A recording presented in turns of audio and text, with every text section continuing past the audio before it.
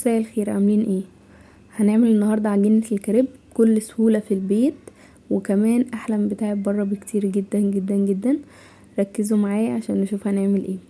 اول حاجة معايا في شفشق الخلاط حطيت كوباية مية وكوباية لبن، وكمان حطيت معلقة سكر ونص معلقة ملح، وكمان معلقة من النشا ورشة من الفانيليا، وضربتهم كويس قوي قوي في الخلاط. وهنزل فيهم كده في دورق عشان ابدا ان انا اصب في الصينيه او في الطاسه اللي انا هشتغل فيها على طول. ممكن الدقيق لو لقيتوه تقيل معاكوا تزودوا ميه، مفيش مشكله، او حليب مفيش اي مشكله، على حسب الدقيق ما بياخد مع كل حد. يعني انتوا هتعملوها وتجربوا مثلا اول مره، وبعد كده لو عايزه شويه ميه تمام، لو مش عايزه خلاص. هنبتدي كده ننزل في طاسه بشويه من الزيت، حاجة بسيطة جدا جدا، وهندهنها كده في فرشة ونسخن الطاسة كويس، ونقوم نازلين كده بالعجينة ونوزعها فيها كويس. اول واحدة طبعا ما بتبقاش احسن حاجة، بس انا اتعمدت ان انا اعملها قدامكم عشان لما ما يحصل معاكم كده ما تزعلوش. تاني واحدة ان شاء الله تظبط تمام.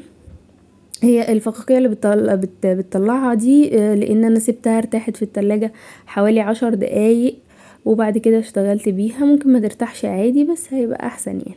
وقلبتها على الوش التاني، ودي تاني واحدة هي. بصوا مظبوطة ازاي، جدا جدا وحلوة قوي قوي قوي. هما بره يا جماعة بيعملوها بمية ودقيق وملح وسكر، ما بيحطوش ما بيحطوش فيها ولا لبن ولا بيض، وكمان بيحطوا النشا عشان تبقى اما نيجي ان بعد كده نحمصها في جريل او اي حاجة تبقى مقرمشة وكريسبي كده من تحت اهو بالشكل دوت كده.